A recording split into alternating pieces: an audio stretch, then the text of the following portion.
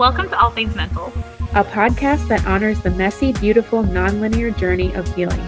Because healing isn't about fixing what's broken. It's about discovering what you need in this moment and learning to trust yourself along the way. Here, we share stories, resources, and reminders that you're never alone on your path. So take a breath, lean in, and remember, you are not broken. You're just becoming a more beautiful version of your higher self. We're your co-hosts, Michelle and Leanna, here to remind you that you're never alone on your healing journey. Hello, and welcome to this week's episode about all things self-worth. We are going to be discussing what self-worth is, how we are at a point in our healing journey where we have self-worth for ourselves, and the fact that we still struggle because, healing is not linear. Right, of course.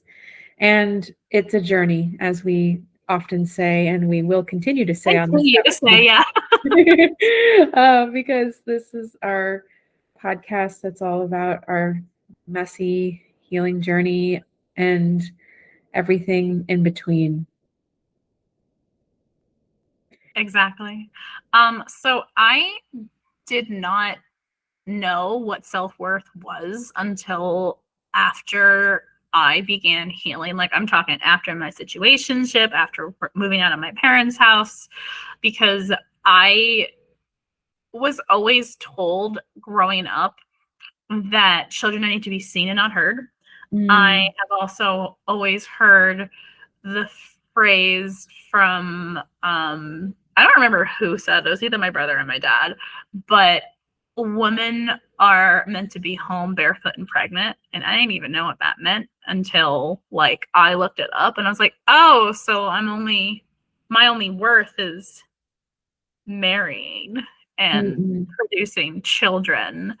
And I always hated that. I remember growing up and watching my parents argue, and I would say to my mom, that's not going to be me and my husband when I get married. And I remember her saying to me, well, it's what your husband wants when you get married. And I remember saying to her, I don't know if I used the exact word compromise, but I remember saying to her, no, it's about compromise. And I was 9 when I had that word of wisdom. And I think now that I'm thinking about it, I already shared this on the podcast, but it works for self-worth as well. And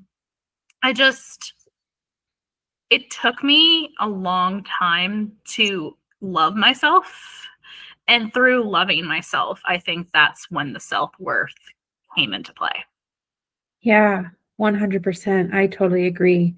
As a little mini recap of my story too, when my parents rejected my engagement to my now husband, and that just threw my whole world upside down.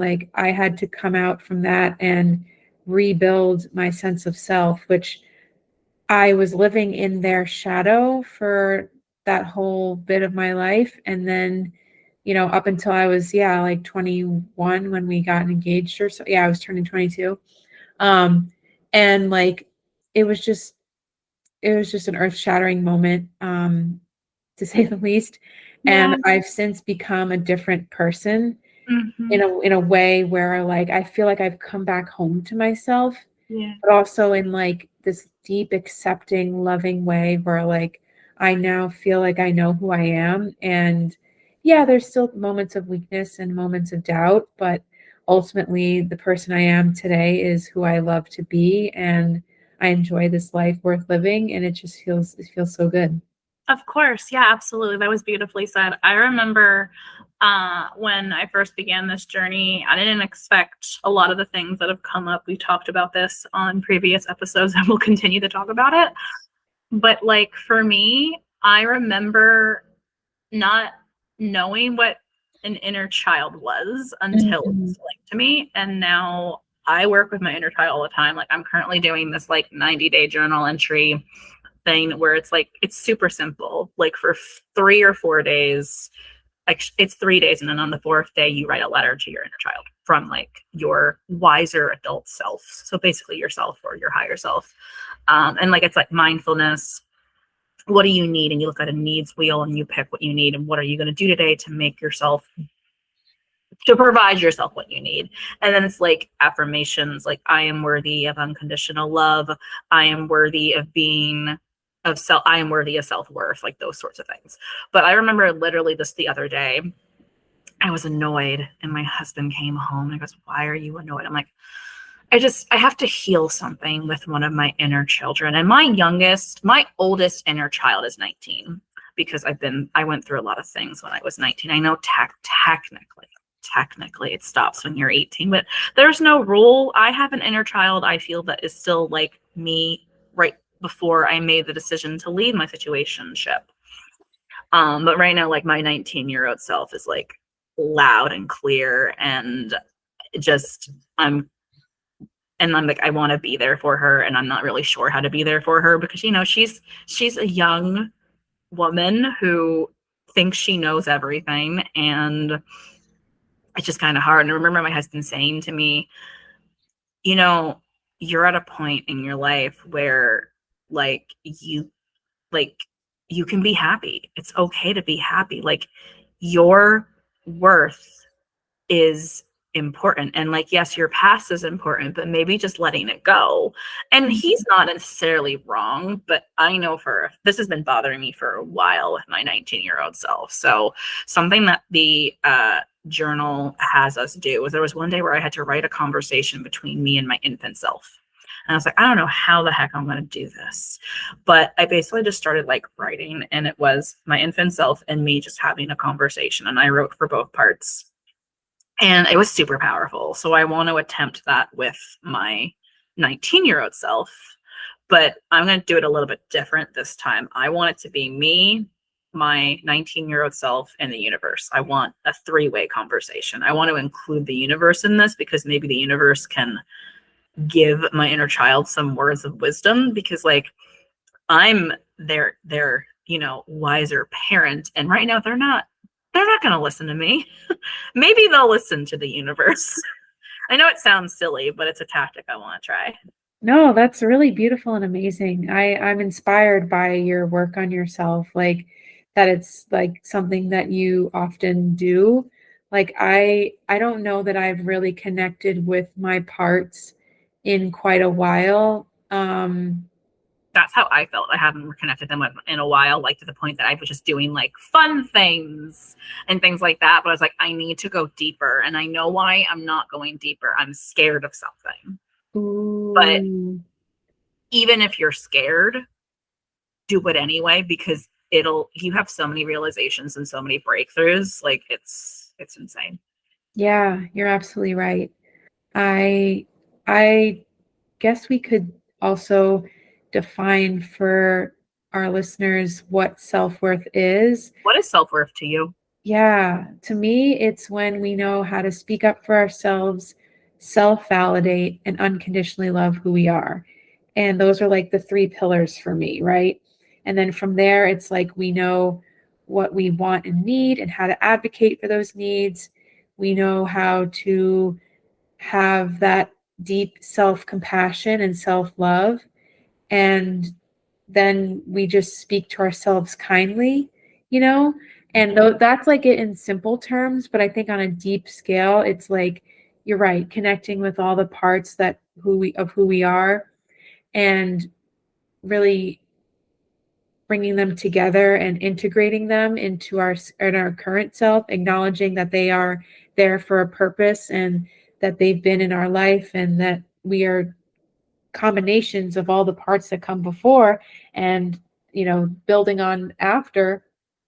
And from there it's like we get to really understand that we have this sense of, I know who I am and I can be confident in who I am, and nothing can shake me. Like maybe something can shake me for a time, but I quickly know the tools and the ways to come back to myself. And when there's that detachment, like when we dissociate or something, it's like, okay, I'm dissociating. How do I get back to myself? Then you use those tools like grounding and things like that Yeah, to come back. that's beautiful. I genuinely got chills with what you just said. Thank you. I love that. So they do mindfulness. Like one of them was like drawing for a minute.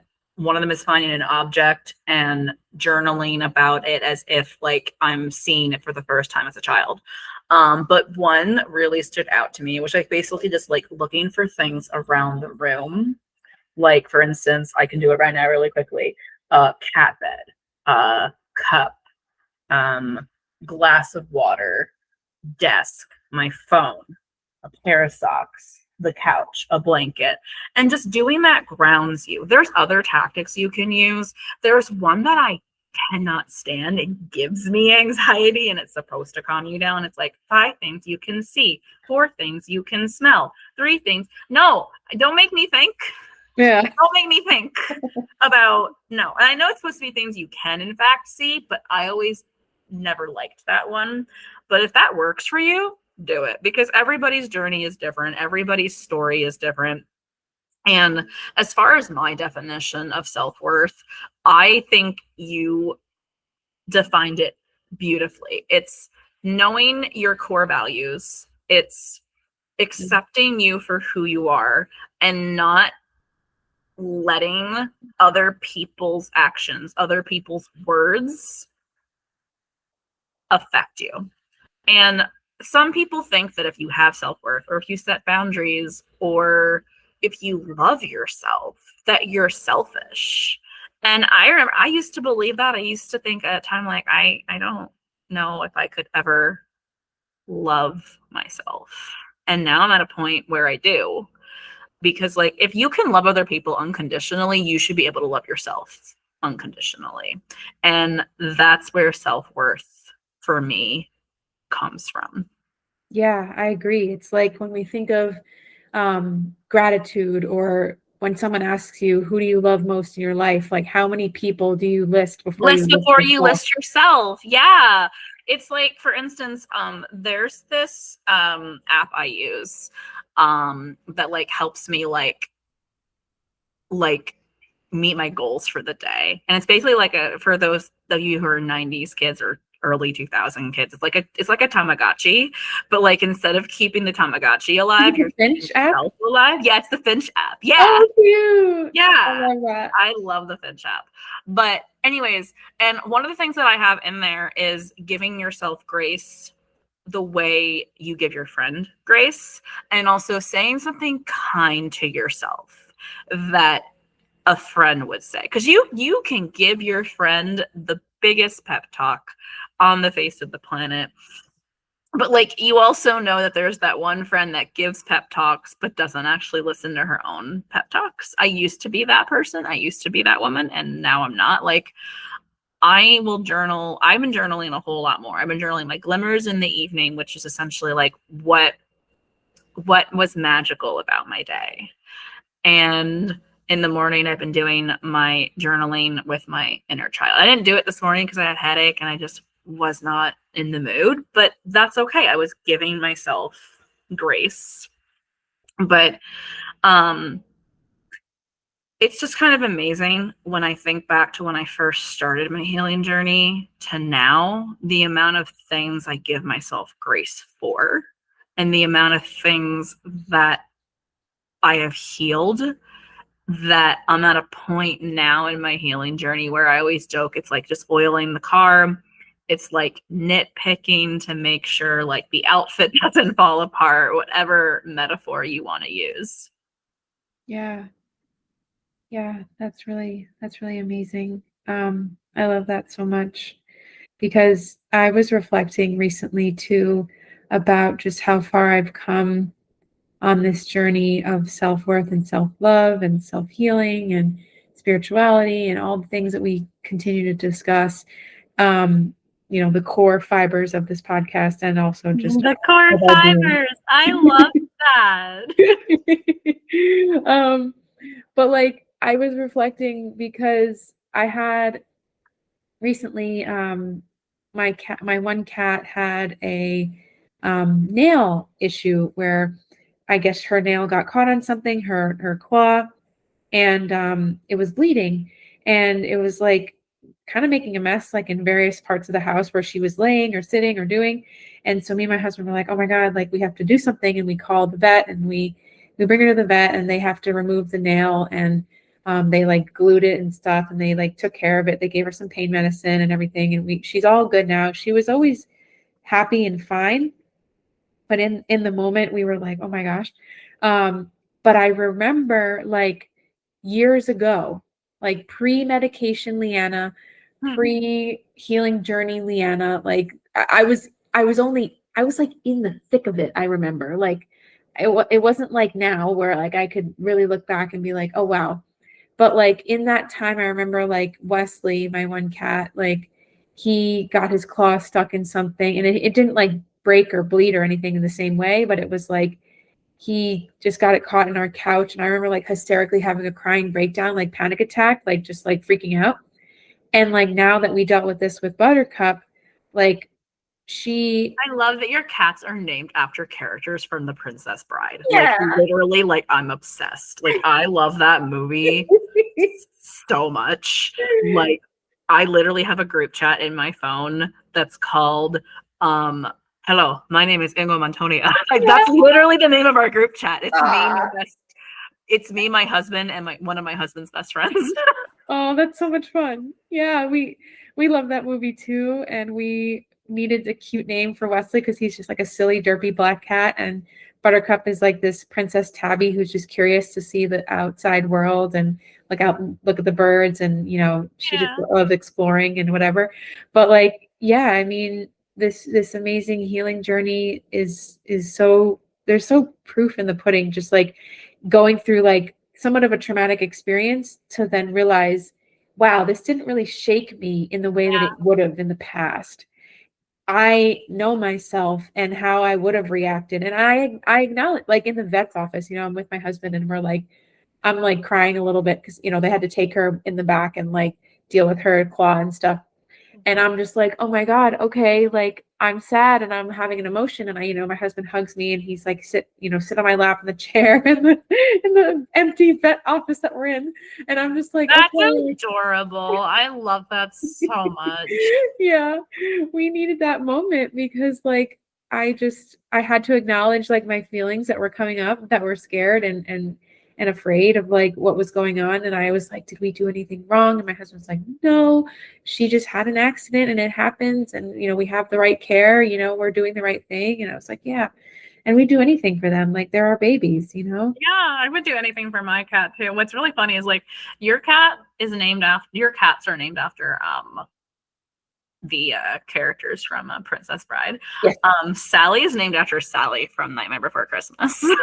Yes, I love that. I have a cat named Jack who now lives up in New Jersey with our roommate that moved there, and her name was originally Nightshade, and I was like, she does not look like a nightshade. She's, for those of you who don't know what Sally looks like, she's gray and like brown fur. And when you think nightshade, you think of a black cat or a tuxedo cat, and like she does not look like a nightshade. So my husband came up with a brilliant idea. What if we named her Sally? And then her and Jack are siblings, even though they've never met, and they can be Jack and Sally. And I'm like, I love that. So we decided to name her. We've been calling her that since the day she got here. She doesn't respond to Nightshade. Her full name is Sally Nightshade, and then my husband's last name. But like, she does not respond to that. Like, she'll just be like, what? Because my cat has ADHD. And I mean, we also have ADHD because now we're talking about our cats on a podcast episode that's supposed to be about self-worth.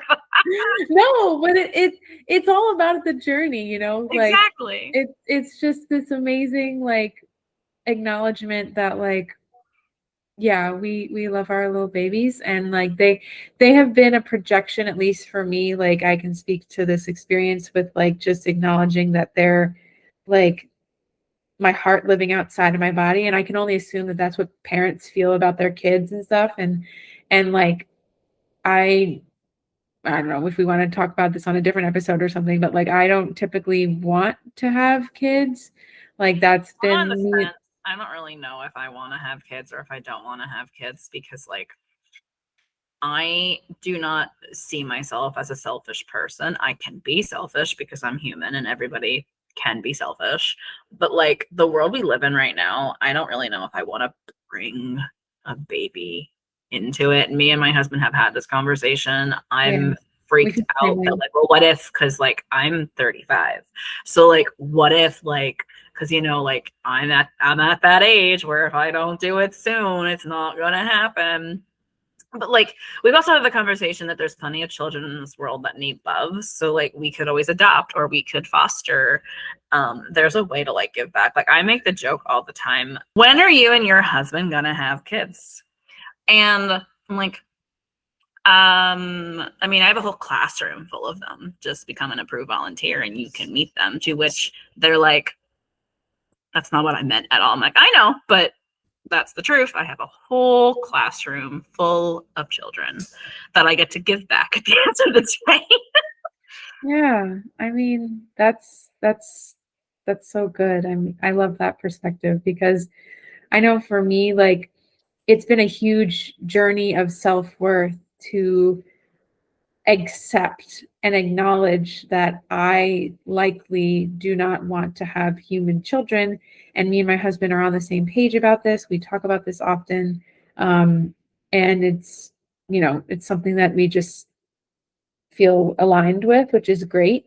But also, like, I remember when I turned 27 and I realized that my mom had me at 27, and I was like, Mm-hmm. oh crap, I don't want this. And I was crying in one of my friends' houses, like in her kitchen, and just being like, I don't want this. And she's like, it's okay.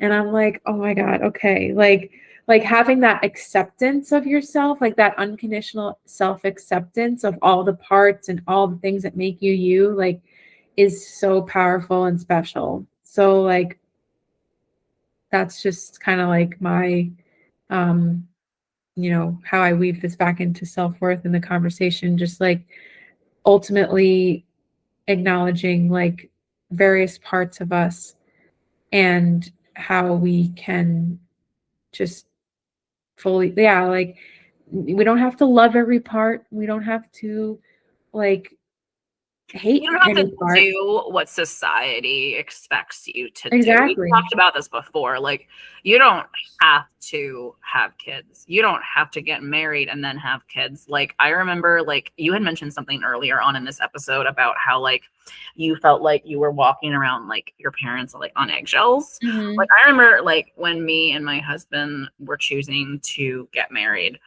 he didn't even like get a chance to propose to me because I told my parents and they wanted to start planning and all of this stuff. I'm like, okay, but like we're not engaged yet. So there's that. But like they were pushing and pushing and pushing, but they were like vetoing everything. And it got to the point where it felt like it was more their wedding to show me off and show off to their friends than anything else.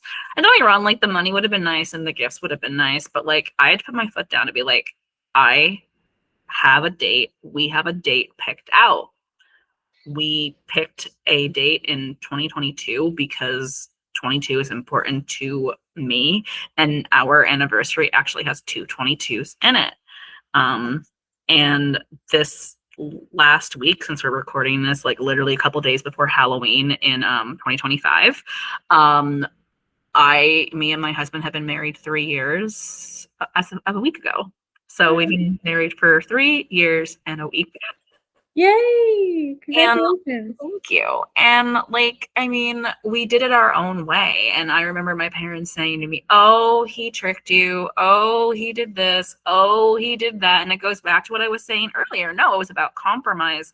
And my husband loves me unconditionally. My husband accepts every part of me, the good, the bad, the ugly, just like I do with him.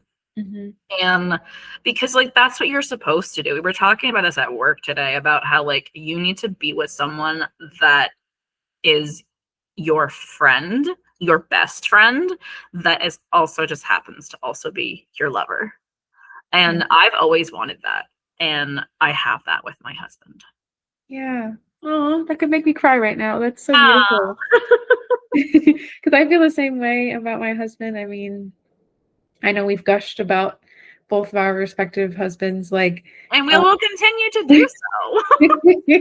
well, because I feel like they're just such a huge part of our healing journey, just in our conversations, and I know for me, like even today, like my husband was talking to me about a particular friend. That's what kind of inspired this episode was that a particular friend was like messaging him, was like, I don't know if I fit in, I don't know if I like feel like I'm in the group and whatever. And it's like he was like, well, Leanna's the person to talk to about this, you know, like she talks about self-worth, self-love, and self-acceptance. And, you know, I'll connect you with her at some point and like we'll be able to have this conversation. And it just got me thinking that I was like, wow, like he has so much awareness and Good for his him. yeah, and like so much just overall love for me, but also for himself, that like as he goes forward in life and into the world, like he just knows who he is. And like people like love that about him, you know. I feel like the fact that his friend like came to him with this kind of very deeply personal, like, I can't wait for our husbands to meet because I really feel like they're essentially the same person. hey. My husband has like the same thing. Like we have this friend that lives up in Virginia, and he suffers from depression, and he will like go to his wife and be like, I'm feeling really depressed, I don't know what to do. And she'll always be like, well, why don't you talk to, and then, you know, she'll say my husband's name. But like he's so good at listening, which I always find funny and ironic because my husband's half deaf. He cannot hear out of his left ear. I always make the joke that I'm always right because I always have to be on his right side. He hates it. I love it. But he's been that way since he was 4. Like I remember when we met back up, I went to go sit down to his left and he was like pointing to his like right, and I was like, okay, whatever. And I was like, I'll sit here. And then he explained to me, I'm half deaf, I can't hear out of my left ear. I'm like, oh, how long have you been? Like I forgot. And he was like, since I was 4. And I was like, I'm sorry, I forgot. He goes, it's okay. Aw. But yeah, like he's that friend that you go to, and it's just really nice because like he's a good listener. But he's now getting better at like actually sharing how he's feeling. Like I remember at first when I began my healing journey, I did not validate his feelings, but I always expected him to validate mine. And we've had conversations about it. And we're at a point now where like if I notice that something's off, I'll be like, are you okay? And he goes, yeah, why wouldn't I be? And I hate it when he says that, but like most of the time he is okay. But I always say to him, you're my person, I'm gonna have to check in on you whenever the hoot and nanny, I want to check in on you. Yeah. So, but yeah, I mean, he's such a good listener, and like I know it sounds like your husband is the same exact way. Totally. Yeah. And like it's so powerful because like I think about the reason really what drew me to him was just that he was just somebody that like always cared, you know? And there was always that deep emotional maturity and care and love, and that's just been super super important to me, because I don't believe I got as much of that Yeah. in my life, like as a kid. Like, not to fault my parents or anything, it's just that I had a lot of deep emotions. I'm an empath. I'm a, you know, Same. healer person. Like And I also, like, feel my deeply. parents don't know how to process their own emotions. Oh yeah. My parents, but like my dad has anxiety. My grandmother had anxiety because like I always used to wonder who did I get it from, and my aunt will always be like, Michelle, have you met your father? Like, I Mm, mean, yeah, I guess so. And goes, no, he has it. I promise you. He won't admit to it, but he has it. And my grandmother had really bad anxiety, and I look exactly like my grandmother. I learned this like after she had passed away, and it just makes me really happy, and it kind of like warms my heart because my grandpa was super protective of me, and now it makes sense because I'm literally a spitting image of his wife. oh, Yeah, wow. yeah. Wow, that's so And sad. that just makes me so happy. Like my aunt posted a picture on Facebook like forever ago, and my cousins were like commenting, when was this taken of Michelle? And they were like tagging me in it. And I was like, wait, when It's was not this? me. I thought it was me. And then my aunt was like, no, no, honey, that's grandma. And I was like, oh, really? Like, they were all like, I thought it was Michelle. Wow. Wow. So, What a yeah. beautiful like nod to just your life and, the special connection that you've had with your grandparents and everything. Like Yeah. I think that's so beautiful. The 22 is super crazy. Like, my grandparents met on a 22nd, got engaged, got married. My grandma passed away on a 22nd. My grandpa passed away on their wedding anniversary. Like, I remember that day like it was yesterday because they were like, oh, it's the 22nd. And my aunt's like, do not tell him that. Do not tell him that. And he heard it and he went. We always joke, like, now that like my grandpa's gone, is that he started dating again. And my grandma like went to God and was like, no, he is mine. You get him up, you give him one more year and then you get him up here. And yeah, Aw. yeah. Yeah. And I didn't know about this. I didn't learn about this till after. And I'm like, that's actually kind of adorable. So in my mind, that's what happened. Grandma was like, no, no, he's had his time. I would like him back now, please. Because she Yeah. died when I was 16 and my grandpa died when I was 23. So we had him for like, 7 years. Yeah. Wow. Oh, yeah. That's so nice though. I mean, what a beautiful life to have with them and just to reflect and see how far you've come and in your journey and how they've inspired you. I think the beautiful thing about it is that I've mentioned this on the unconditional love episode, as my grandpa loved me unconditionally. I might cry when I say this. I think my grandpa knew my self-worth before I did. Oh, Yeah. wow, that gives Like, me talk about chills. That gives me chills. I genuinely believe that. Like, I make my best friend, who I've known like my whole life, her and my grandpa used to scheme. And I remember that she's the reason why we got back together, me and my husband. And I text her and was like, do you remember when you and my grandpa used to like scheme with each other? Like, when he was alive? And she's like, yeah. I'm like, okay. So I just had this thought. He made a comment that if I didn't have anybody before he died, he would send someone my way. So, did you and my grandpa scheme even after he died? And her response was, I mean, that sounds like something we would do. And I was like, wow. Wow. Aw, wow. Yeah. But that Aw, that that was absolutely like, see, you can have realizations whenever. I just had a realization that I think my grandfather knew my self-worth before I did. yeah. Like, I remember being at Disney and talking with my aunt and telling her, hey, like, my brother is saying this. And my grandpa whipped around. Basically, my brother was saying that I was the her of the generation. He like whipped around and he was like, first of all, you're amazing and you're gonna find somebody. And if you don't find somebody before I die, I'm gonna send someone your way. And he did. Yeah. Aw. And like, so he knew. Thanks, Grandpa.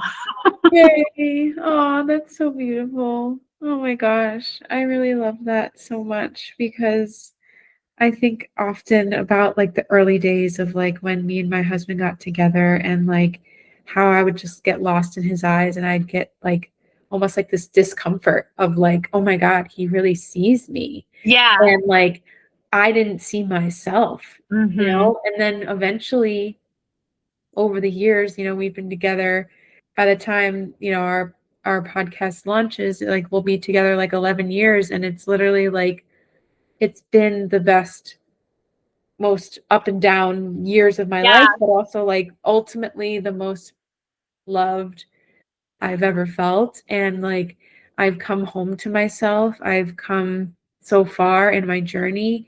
And I'm just so proud of like of who I've become because I love this version of myself. I love this version that loves to live life and be happy and be excited to wake up the next day and move forward. Oh yeah, absolutely. Like, something that my husband and his best friend helped me with was, I used to say I'm sorry like all the time, like to the point that like his best friend mentioned, like, why does she say sorry all the time? Like, I don't understand.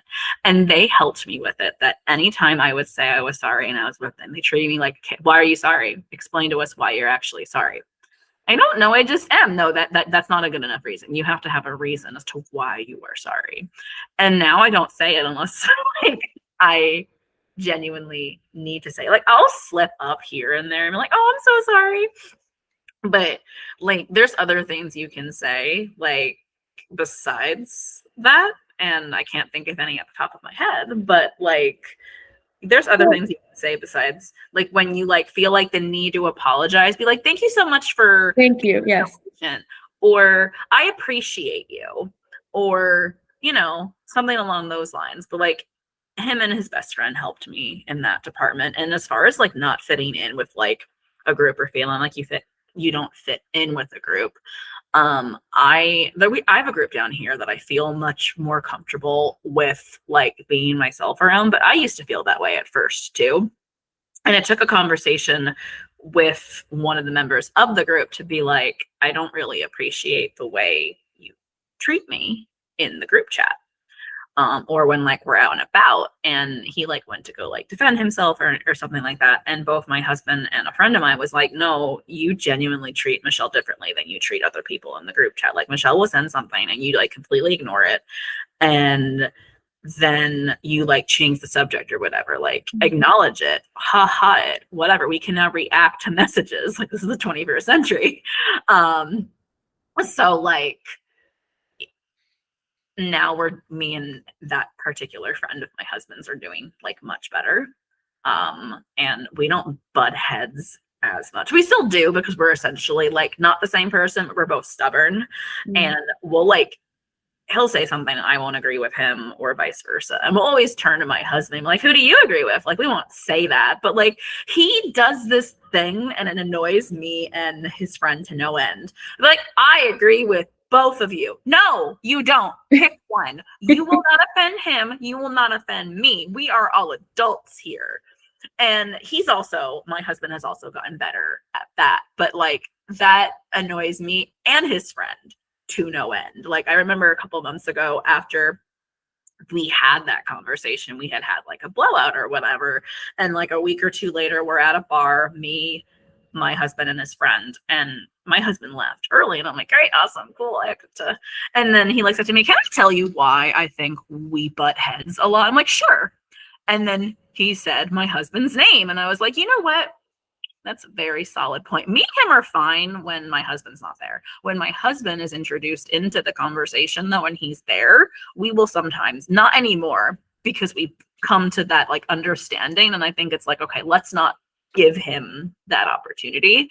But like, I felt like an outsider pre healing journey, and even like now, like I feel like I'm finally finding my community at work. And I love it. I would love to have like more friends that I'm close with that live like close by. I have one friend that I hang out with that I also work with. She's a sub at the school I work at. And like I love her. But like I would like to have like more than one friend close by. Because all of my best friends, three of them, yeah, two of them live in New Jersey and one of them lives in Pennsylvania. And I miss them being like right there. Like one of them was here this past week and it was awesome. But like I miss the closeness. And that was a concern my husband had when our roommate moved to New Jersey. He was like, you're please don't get back to being attached to my hip. And I didn't, because like I met the friend I have at work and we hung out like basically every day in the summer. She would come over and we would just chill. But like you can feel like an outsider when you're walking down the street, because like you'll hear somebody laughing and people will make oh my God, they're laughing at me. No, they're not. They're more concerned about their own stuff than they are about you. And like that takes life experience to accept.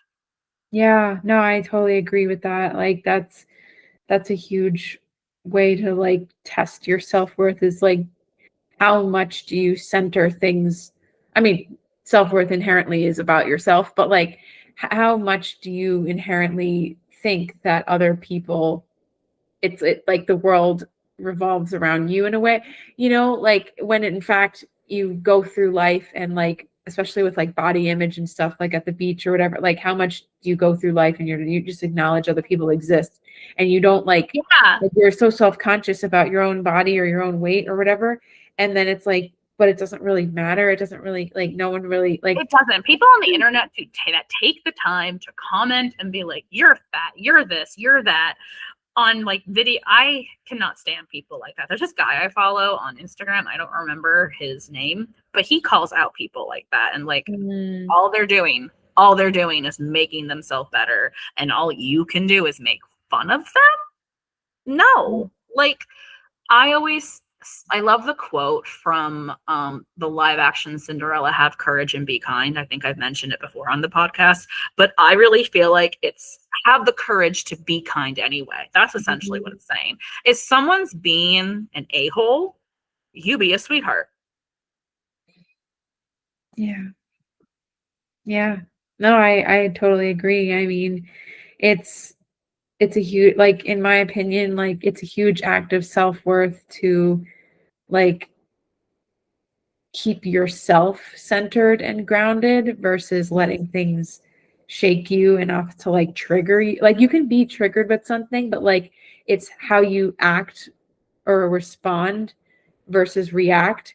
Yeah. It's all it that's all the process with this. So like I absolutely agree like that we just need to work on ourselves and keep ourselves in mind and not really get so thrown by other people and negativity and comments and things like that. Like that's just the unfortunate reality, and people say, oh well, that's the price you pay for being on the internet. It's like, but Not why, like no. why does it have Like to be even that in like way? exactly, like even in like the real world, like my students come up to me all the time and they like complain about this kid or that kid. I'm like, okay, well, like, do you really want to be friends with someone that's saying that about you? Well, no, but I still want to be their friend. Okay, so have a conversation with them. Ask them, because I teach my kids to advocate for themselves all the time. And like most of the time it works out. And then there's times where it doesn't work out. I had these two kids last year that one kid hated it when the other girl made other friends and then would be mean to the new friends. And I kept telling her, you need to stop doing that. You're going to lose friends. And I was right, because that girl is no longer friends with the two girls that are now best friends Oh, that were in yeah, my class. that's tough. It is tough because like it stinks, but I mean, like, if you're going to act that way and continue acting that way, like that's not, you don't bully your friend because they made a new friend. Yeah, You can have more than one friend group. Like I have one down here. We have one that we meet like we tried it. We haven't met in a while, but like we'll meet online and do D&D online. But like, I mean, you're gonna have like different people in your life, but as long as you're authentic with each friend group and you don't hide yourself, that's what matters, because that's what self-worth is. yes, that is so true. I 100% agree. It's like you can feel the vibe of like the group that you're Yeah, in, and like if it doesn't feel like you can be yourself, it's like why do you want to be in that space anyway? You know? exactly. Yeah, yeah. Oh, Exactly. that's so powerful and amazing. Um, I think we could probably go on forever on this You just topic. read my mind. I was literally just thinking we could probably keep talking about this, but I feel like we have covered everything that we wanted to cover. Yeah, I think so. So good. Thank you all for listening and for being here on this journey of self-worth and self-discovery and self-healing, self-love, self-compassion, self-acceptance, all the buzzwords And under. none of that is selfish. Agree. Agree. Mic Because drop in the episode. we can only fill from our cup when we well, we can only pour into others' cups when we fill ours first. So that's Exactly. really how that goes. But yeah, thank you so much for listening, and we'll talk again soon. Bye. Bye. Thank you for listening to this episode of All Things Mental. Please follow us on social media at All Things Mental Podcast to let us know how this episode helped you on your healing journey. Subscribe to the show wherever you get your podcasts so that you don't miss an episode. And remember, you are not broken. You're just becoming a more beautiful version of your higher self.